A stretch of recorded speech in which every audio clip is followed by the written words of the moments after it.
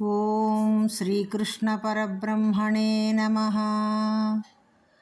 శ్రీమద్భగవద్గీత అథ ద్వాదశోऽధ్యాయः. భక్తియోగः. అర్జున ఉవాచ ఏవం సతతయుక్తాయే భక్తాస్త్వాం పర్యుపాసతే ఏ చాప్యక్షరమవ్యక్తం తేషాం కే యోగవిత్తమాః. శ్రీభగవానువాచ మయ్యావేశ్య మనో ఏ మాం నిత్యయుక్తా ఉపాసతే శ్రద్ధయా పరయోపేతాః తే మే యుక్తతమా మతాః. ఏ త్వక్షరమనిర్దేశ్యం అవ్యక్తం పర్యుపాసతే సర్వత్ర గమచింత్యం చ కూటస్థమచలం ధ్రువం సంనియమేంద్రియగ్రామం సర్వత్ర సమబుద్ధయః తే ప్రాప్నువంతి మామేవ సర్వభూతహితే రతాః. క్లేశోऽధికతరస్తేషాం అవ్యక్తాసక్తచేతసాం అవ్యక్తా హి గతిర్దుఃఖం దేహవద్భిరవాప్యతే.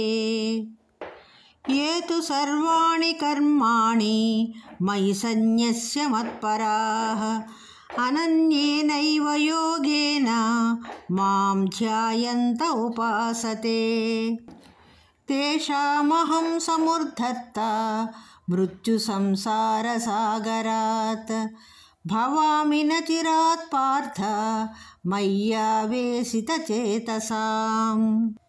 మయ్యేవ మనాతస్త్వ మయి బుద్ధిం నివేశయ నివసిష్యసి మయ్యేవ అత ఊర్ధ్వం న సంశయః.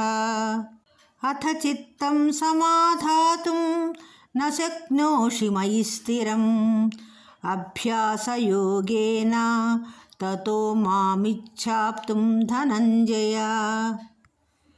అభ్యాసేప్యసమర్థోసి మత్కర్మ పరమో భవ మదర్థమపి కర్మాణి కుర్వన్ సిద్ధిమవాప్యసి. తథైతదప్యశక్తోసి కర్తుం మద్యోగమాశ్రితః సర్వకర్మఫలత్యాగం తతః కురు యతాత్మవాన్. శ్రేయో హి జ్ఞానమభ్యాసాత్ జ్ఞానాధ్యానం విశిష్యతే ధ్యానాత్ కర్మఫలత్యాగః త్యాగాత్ శాంతిరనంతరం. అద్వేష్టా సర్వభూతానాం మైత్రః కరుణ ఏవ చ నిర్మమో నిరహంకారః సమదుఃఖః సుఖక్షమీ. సంతుష్ట సతతం యోగి యతాత్మా దృఢనిశ్చయః మయ్యర్పితమనో బుద్ధిః యో మద్భక్త సమే ప్రియః.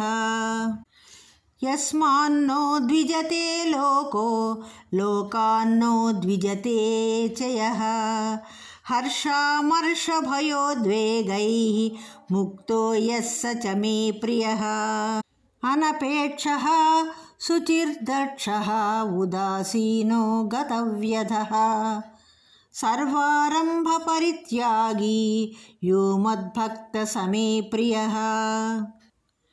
యో న హృష్యతి న ద్వేష్టి న శోచతి న కాంక్షతి శుభాశుభ పరిత్యాగీ భక్తిమాన్ యః సమే ప్రియః.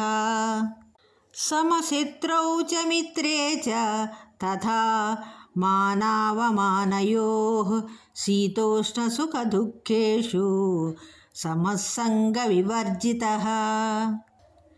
తుల్యనిందాస్తుతిర్మౌని సంతుష్టో ఏన కేనచిత్ అనికేతః స్థిరమతిః భక్తిమాన్ మే ప్రియో నరః. ఏ తు ధర్మ్యామృతమిదం యథోక్తం పర్యుపాసతే శ్రద్ధధానా మత్పరమా భక్తాస్తేతీవ మే ప్రియాః. ఓం తస్సదితి శ్రీమద్భగవద్గీతాసుపనిషత్ ब्रह्मविद्यायां योगशास्त्रे श्रीकृष्णार्जुनसंवादे भक्तियोगो नाम 12.